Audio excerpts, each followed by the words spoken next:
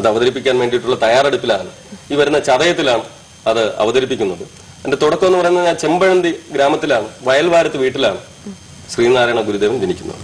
വളരെ ഇന്നത്തെ തലമുറയ്ക്ക് അറിഞ്ഞുകൂടാത്ത വളരെ പൂർവ്വ തലമുറയിൽ പെട്ട പുലയര്, അതുപോലെ ഈഴവര്, ഇങ്ങനെയുള്ള ജാതിക്കാർക്ക് വളരെ മറ്റുള്ള ജാതിക്കാരിൽ നിന്നും വളരെ മാറിയേ സഞ്ചരിക്കാവൂ എന്ന് പറഞ്ഞ് ഐത്തമൊക്കെ നിലനിന്നിരുന്ന കാലഘട്ടത്തിലാണ് ശ്രീനാരായണ ഗുരുദേവൻ ഇതിനെതിരെ ശബ്ദിക്കാൻ വേണ്ടി വന്നത്. വയൽവാരത്ത് വീട്ടിലാണ് അദ്ദേഹം ജനിച്ചത്. അതിനെപ്പറ്റി ഉള്ളൊരു കഥാപ്രസംഗമാണ് ഞാൻ അവതരിപ്പിക്കുന്നത്. വയൽവാരത്ത് വീട്ടിൽ എന്ന് പറയുന്നത് ഒരു ചെറിയ വീടാണ്. അതിനെക്കുറിച്ച് പറയുകയാണെങ്കിൽ പണ്ട് ആശാൻ ചിത്രീകരിച്ച ചാത്തിന്റെ ചെറ്റമാടമില്ലേ എന്ന് ചോദിച്ചുകൊണ്ടാണ് അത് തുടങ്ങുന്നത്. വയൽവാര വീട്ടിലാണ് നമ്മുടെ ശ്രീനാരായണ ഗുരുദേവൻ ജനിക്കുന്നത്. ഇപ്പൊ താങ്കളുടെ ഏറ്റവും പുതിയ കഥയാണല്ലോ ശ്രീനാരായണ ഗുരുസ്വാമികളെ പറ്റിയുള്ളത്. കാര്യം ഇന്നും വളരെ സജീവമായിട്ട് ചർച്ച ചെയ്യപ്പെടുന്ന ഒരു വിഷയമാണ്, അല്ലെങ്കിൽ അതിന്റെ ഒരു ദർശനമൊക്കെയാണ്. എന്താണ് നാരായണ ഗുരുസ്വാമികളുടെ ജീവിതത്തെ വീണ്ടും ഒരുപാട് പേര് ചെയ്തിട്ടുണ്ടല്ലോ, അപ്പൊ താങ്കളുടെ ഒരു കോൺട്രിബ്യൂഷൻ ഏത് തരത്തിലാണ് ഗുരുസ്വാമികളെ അടയാളപ്പെടുത്തുന്നത്? സ്വാമിയുടെ ജീവിത ചരിത്രം അടങ്ങിയ ഒരു പുസ്തകം ഞാൻ വായിക്കാനിടയായി. ശ്രീനാരായണ ഗുരുദേവൻ പ്രത്യേകിച്ച് മാരായമുട്ടം എന്ന് പറയുന്നത് അരിപ്പുറവുമായിട്ട് ചേർന്ന് കിടക്കുന്ന ഒരു സ്ഥലമാണ്. ആ ക്ഷേത്രത്തിൽ ഞാൻ പലപ്പോഴും പോവുകയും അവിടുത്തെ മല, അതുപോലെ തന്നെ മറ്റുള്ള ഈ ശ്രീനാരായണ ഗുരുവിന്റെ ആശയങ്ങളും മതം ഏതായാലും മനുഷ്യൻ നന്നായാൽ മതി, മതം ഏതോ ആയിക്കോട്ടെ, മനുഷ്യൻ നന്നായാൽ മതി, നല്ലൊരു ആശയമാണ് അദ്ദേഹം ഉന്നയിച്ചിരിക്കുന്നത്, അവതരിപ്പിച്ചിരിക്കുന്നത്. അപ്പോൾ അവിടെ പോയ അവസരത്ത് ആ പുസ്തകം വായിച്ച് ഇദ്ദേഹത്തിന്റെ ജീവചരിത്രം മൊത്തവും വായിച്ചപ്പോൾ ഇതിനൊരു കഥാപ്രസംഗമായിട്ട് അവതരിപ്പിക്കണം എന്ന് എനിക്ക് തോന്നി. വളരെ ധാരാളം ആൾക്കാർ ഇത് കഥാപ്രസംഗമായിട്ട് ഇത് അവതരിപ്പിച്ചിട്ടുണ്ട്. കലാകാരെയൊക്കെ സംബന്ധിച്ചിടത്തോളം മനസ്സിൽ എന്തെങ്കിലും ഭയങ്കര സ്വപ്നം കാണുമല്ലേ, എന്തെങ്കിലും അതൊരു സത്യമാകണം എന്നുള്ളത്. അപ്പൊ സാറിന്റെ ഏറ്റവും ഇപ്പൊ എന്തെങ്കിലും ഒരു കഥ സാറിന്റെ മനസ്സിലുണ്ടോ? അത് എന്തെങ്കിലും ഞാൻ അവതരിപ്പിക്കണം, അത് അത്രയും നല്ല രീതിയിൽ ജനങ്ങളിലേക്ക് എത്തണം എന്നുള്ള അങ്ങനെ എന്തെങ്കിലും ഡ്രീം ആയിട്ടുള്ള പ്രോജക്ട്സ് ഉണ്ടോ? ഡ്രീം ആയിട്ടുള്ള പ്രോജക്ട്സ് എന്ന് പറഞ്ഞ ഒരു സാമൂഹ്യ കഥ ഉണ്ട്. പാവപ്പെട്ട ചെറിയ വീട്ടിൽ നിന്ന്, ദാരിദ്ര്യത്തിന്റെ പേക്കോലമായി മാറിയ കുടുംബങ്ങളിൽ നിന്ന് വന്നിട്ട് ഉയർന്ന സ്ഥാനത്തെത്തിപ്പെടുന്ന എന്ന് പറയുന്നത് സ്ത്രീധനത്തിന് എതിരെ.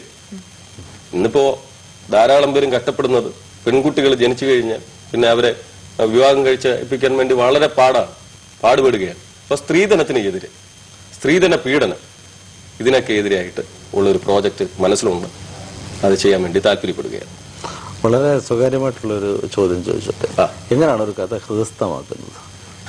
അത് പറയുക പോലും പാടാണ്. ഹൃദയസ്ഥമാക്കുക എന്ന് പറഞ്ഞാൽ ഒരു 200 പേജ് ബുക്ക് പോലുള്ള ഒരു ബുക്കിൽ ഈ കഥ അങ്ങോട്ട് ഇങ്ങനെ എഴുതി, കഥയും പിന്നെ പാട്ടും, കുറച്ച് കാര്യങ്ങൾ എഴുതി വന്നതിന് ശേഷം പിന്നെ പാട്ട്, പിന്നും കഥ, ഇതിന്റെ ഇടയ്ക്ക് പിന്നെ ഹാസ്യം, ഇങ്ങനെയൊക്കെ എഴുതി പോകുന്ന ഒരു 200 പേജുള്ള ഒരു ബുക്കായിരിക്കും ഇത്. നമ്മൾ സാധാരണ ഇപ്പോഴത്തെ പിള്ളേർക്ക് 10ാം ക്ലാസ് വരെയോ അതിന് കഴിഞ്ഞ് പഠിക്കുന്ന പിള്ളേരോ കാണാതെ പഠിക്കുന്ന പിള്ളേരൊന്നുമില്ല. പക്ഷെ ഞാനൊക്കെ പഠിച്ചു വളർന്നത് പണ്ട് എസ് ഒക്കെ പഠിച്ചു വരുന്നത് പോലെ കാണാതെ പഠിക്കുകയാണ്. അപ്പോൾ ഇത് ആദ്യമേ കാണാതെ പഠിക്കുകയാണ്. കാളവണ്ടികൾ തേറൂട്ട് നടത്തുന്ന ഗ്രാമത്തിന്റെ കിഴക്കേ ഓരത്തുകൂടെ നീണ്ടു വളഞ്ഞു കിടക്കുന്ന നാട്ടുപാത, റബ്ബർ മരങ്ങളും കവുങ്ങും തോട്ടങ്ങളും ഭാഗമായി ഇങ്ങനെ പഠിച്ച് ഇതിനങ്ങ് മനസ്സിലങ്ങിടുകയാണ്.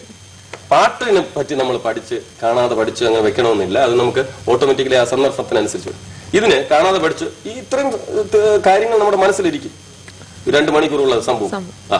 അത് എന്നിട്ടാണ് ഇതിനെ നമ്മൾ കാളവണ്ടികൾ തേരോട്ട് നടത്തുന്ന ഗ്രാമത്തിന്റെ കിഴക്കേ ഓരത്തുകൂടെ പറഞ്ഞുകൊണ്ടിരുന്നാൽ സംഭവങ്ങൾ വന്നുകൊണ്ടിരിക്കും. ജോലിയുടെ കൂടെ തന്നെയാണ് സാർ കഥാപ്രസംഗം കൊണ്ടുപോകുന്നത് അല്ലേ? ഒരിക്കലും ഒരു തടസ്സമായിട്ട് ഇതൊരു തടസ്സമായിട്ട് വന്നിട്ടില്ല. കലയോടുള്ള ഒരു സ്നേഹമുണ്ട്. തീർച്ചയായിട്ടും താങ്കൾ ഞങ്ങളോട് കുറച്ചൊക്കെ കഥകളൊക്കെ പറഞ്ഞു അല്ലെ, മൊത്തം കേൾക്കണമെന്ന് ഞങ്ങൾക്ക് ആഗ്രഹമുണ്ട്. പക്ഷെ ഞങ്ങളുടെ സമയം അതിന് അനുവദിക്കുന്നില്ല. എങ്കിലും താങ്കൾ ഇതുവരെയ്ക്കും അവതരിപ്പിച്ചിട്ടുള്ള കഥകളുടെയൊക്കെ ഒരു പൊതു സ്വഭാവം നോക്കുമ്പോഴത്തേക്ക് കുറെ ദൈവത്തെ കൂട്ടുപിടിച്ചുകൊണ്ടുള്ള കഥകളുണ്ട്, സാമൂഹിക പരിവർത്തനോന്മുഖമായിട്ടുള്ള കഥകളുണ്ട്, ഒപ്പം നമ്മുടെ സജീവമായിട്ട് ചർച്ച ചെയ്യപ്പെടേണ്ട ചില വിഷയങ്ങളെ അടിസ്ഥാനമാക്കിയിട്ടുള്ള കഥകളുണ്ട്. അതുകൊണ്ടൊരു കഥാപ്രാസംഗികന്റെ ജീവിതത്തിലെ വളരെ നാൾ വഴികളിലെ വളരെ മായാത്ത മുദ്രകൾ തന്നെയാണ് ഈ തിരിശേഷിപ്പുകൾ തന്നെയാണ് ഈ കഥകളെന്ന് ഞങ്ങൾ തിരിച്ചറിയുന്നത്. ഇനിയും ജോണി എന്ന് പറയുന്ന കഥാപ്രസംഗകന് ഈ വലിയ വിശാലമായിട്ടുള്ള ഒരുപാട് ചരിത്ര സ്ഥലികളിലൂടെയാണ് നമ്മുടെ ഒരു കഥാപ്രസംഗ പാരമ്പര്യം കടന്നുപോയത് അല്ലേ. ഒരുപാട് പേര് കെ വാദ്യാരി എന്നൊക്കെ തുടങ്ങിയിട്ടുള്ള ഒരു വരവ്, അതിലൊരു കണ്ണിയാകാൻ സാധിച്ചതിന് ഒരു മഹാഭാഗ്യമാണ്. ഇനിയും ധാരാളം കഥകൾ പറഞ്ഞ് വേദികളെ ഊഷ്മളമാക്കാൻ ഉർവരമാക്കാനായിട്ട് കഴിയട്ടെ എന്ന് ആത്മാർത്ഥമായി പ്രാർത്ഥിക്കുന്നു. വന്നാലും പങ്കെടുത്തതിലൊക്കെ വളരെ